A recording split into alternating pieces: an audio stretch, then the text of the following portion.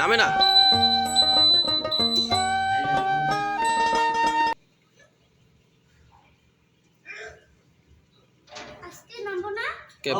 মাটি কি চুমুক খেয়ে রয়েছে নাকি? বন্ধুরা আমরা চেষ্টা করলাম কিন্তু পানি মনে কমে গেছে। পানি কমে যাওয়াতে নিচে মাটি বালু মাটি তো চুমুক খেয়ে রয়েছে, যা নামতাছে না। আমি ইঞ্জিন সেকশনে ছিলাম, উপরের থেকে ওই যে যখন বাড়ি দেয় একবারই দুইবারই তিনবারই, তখন নিচ থেকে ইঞ্জিন নিয়ন্ত্রণ করতে হয়। তো এতক্ষণ আমি নিচে ছিলাম, আমি তো ভাবছি মনে নাইমে গেছে নিচে, তো আমি তো বুঝতে পারিনি উপরে দৃশ্য। এখন উপরে এসে দেখি যে জাহাজ জায়গায় আছে, কারণ ওই যে বালু মাটির কারণে নিচে মানে চুমুক ধরে থাকে আর কি, মানে জাহাজ নড়াচড়া করতে পারে না। এখন ফোন দিচ্ছে লোক আরেকজন আইতেছে, যদিও আমি তো এইসব লাইনে কিছুই না, আমি তো দক্ষ না, আমি তো এইসব লাইনের লোক না। তো তারপর আমার জীবনে বইলা দিল, শিখাই দিল, অমনি করলাম। মানে হ্যাঁ গো, দক্ষ লোক আইতেছে। এখন পানি যা আছে এখনই নামাইতে হবে, আবার না নামাইলে পরে আবার ভেজাল আছে, এর আবার সম্ভবত কালকে চলে যাবে। তার কারণে আজকে নামাবেই, আর আজকে যদি না নামায় আবার কালকে আবার এই পর্যন্ত অপেক্ষা করতে হবে। আর যদি আজকে নামায় ফেলে তাহলে কালকে সকালে বের হয়ে যেতে পারবে, আর যদি আজকে না নামাইতে পারে তাহলে আবার কালকে একটু ওয়েট করতে হবে। হ্যাঁ নামছে অনেকটা, আজ্ঞা কইতেছে মামা অনেকটা নেমে গেছে, দেখি অনেকটা না। হ্যাঁ নামছে কিছুটা, ঠিক আছে বন্ধুরা। লোক আরও আসতেছে, আসলে আজকে নামাবে তারা, আর ওই আজকে নামাইলে কালকে ভোরে তারা চলে যাবে, তাদের ট্রিপ আছে।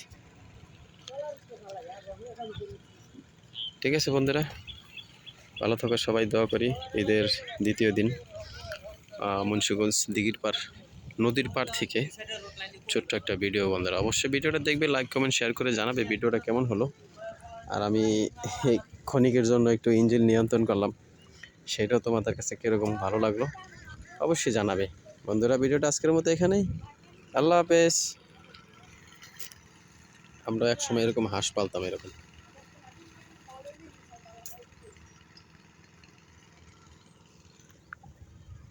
জোতালে আহি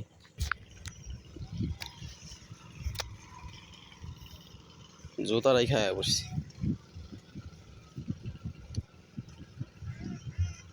এই জায়গায় সাইড দিয়া কোনো কিছু নাই, হাঁটতে ভালো লাগে, কিন্তু মানে আমার কাছে একটা ভয় লাগে। আবার তাদের কাছে ঠিক হয়ে গেছে, সমস্যা নেই, কিন্তু আবার ওই সব জায়গাতে যেরকম রেলিং আছে না, এই রেলিংগুলো হলো বান্তু পানির জন্য, বা পানি টানি উঠলে ভয়। হ্যাঁ, কারণ যখন মানে তুফানে যখন বাড়ি দিবে পানি উঠবে, এটা পানি শর্ট করে নেমে যাবে।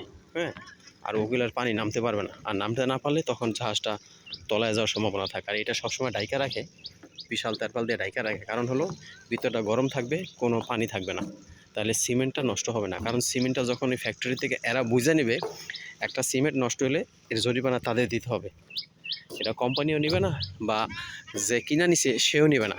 কারণ কোম্পানি থেকে যখন এরা বুঝা নিছে সিমেন্টটা মানে ঝরঝরা, হ্যাঁ, আর তখন যেইখানে নামাই দিবে তারা এই ঝরঝরাই বুঝা নেবে, তারা দেখে গেছে যে ওই জমটটা নিবে না, তখন এটা জাহাজ কর্তৃপক্ষ এটা জরিমানা দিতে হবে। ঠিক আছে বন্ধুরা, ভিডিওর আজকের মতো এখানেই, আল্লাহ হাফেজ।